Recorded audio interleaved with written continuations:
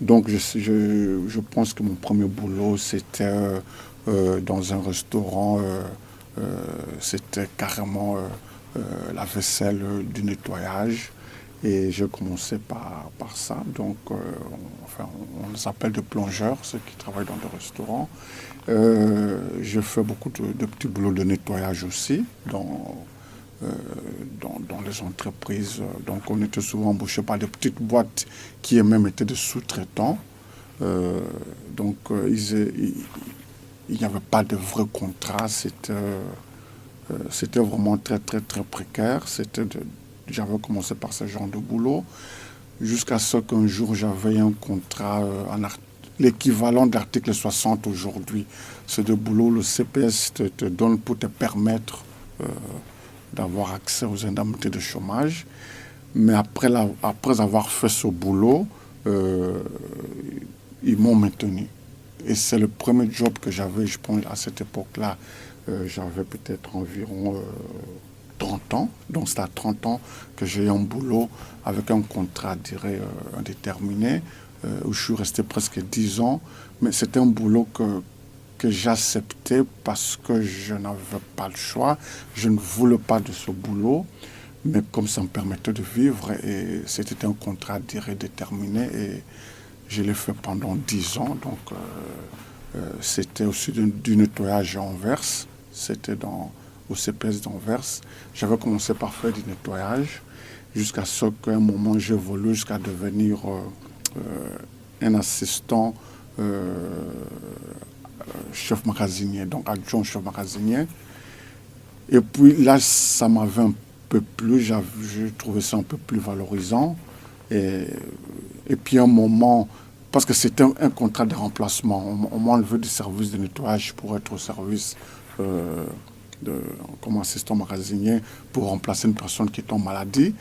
Là, j'avais trouvé ça un peu plus valorisant, j'avais envie de le faire.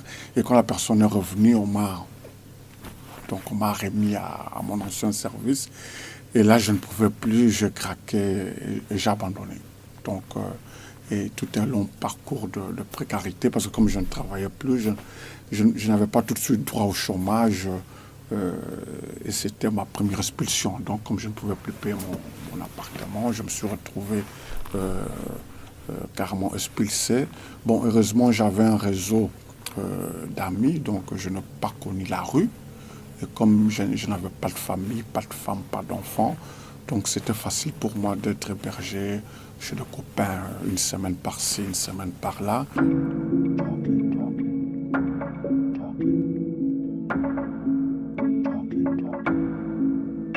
On parle beaucoup de burn-out pour les gens qui travaillent. Ils ont burn-out. Mais je pense qu'au chômage, je ne sais pas si on est déprimé.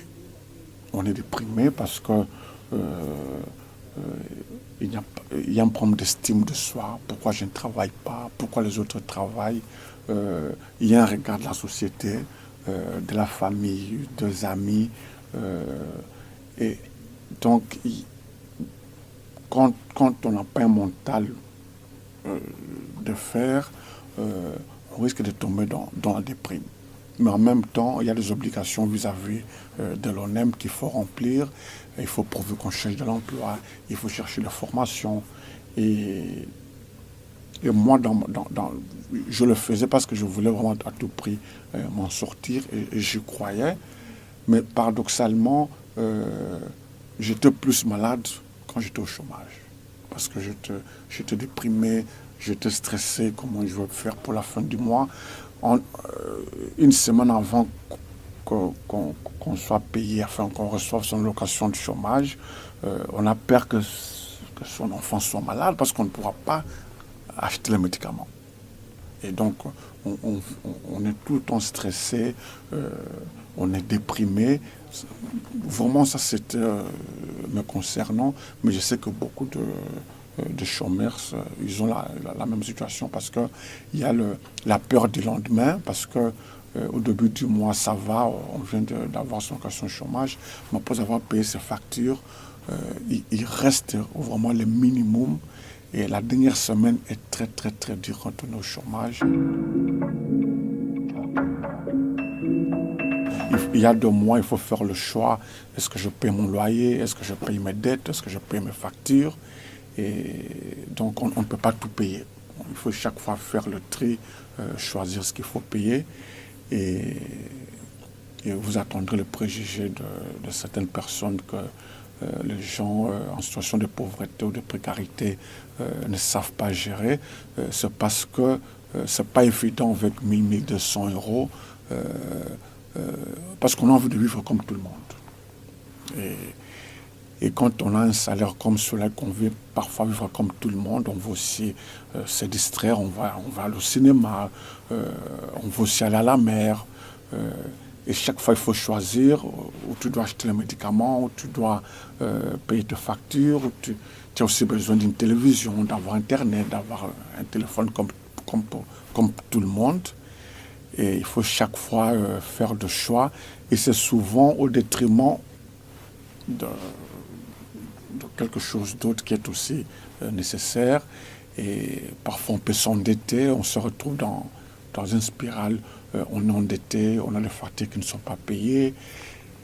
Et ça devient difficile. C'est pas qu'on ne sait pas gérer, mais avec le budget qu'on a quand on est en situation de pauvreté, vivre dignement, c'est quasi impossible.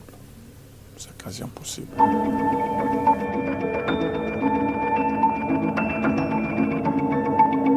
Mais c'est dur parce que moi j'ai ma fille qui a maintenant 12 ans et pendant des années elle a vécu avec moi en situation de pauvreté, mais je ne voulais pas qu'elle sente ça.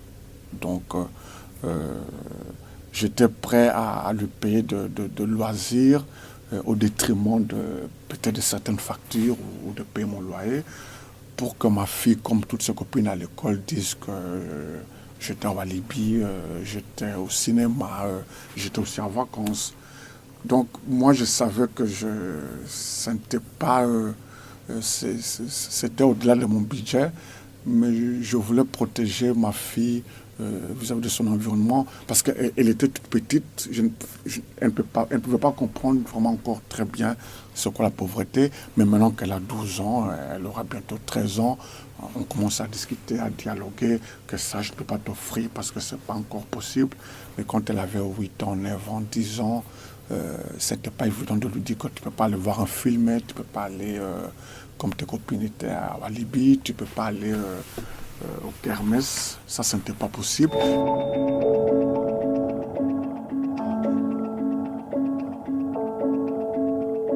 Je me rappelle une fois, j'étais convoqué au bureau de chômage.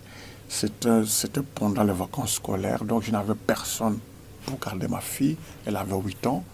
Donc je dis amener ma fille au bureau de chômage. On m'a fait une réflexion devant ma fille, une réflexion violemment, carrément. Même ma fille était un peu choquée. Ce n'est pas la place des enfants ici, tu ne peux pas venir avec ton enfant ici.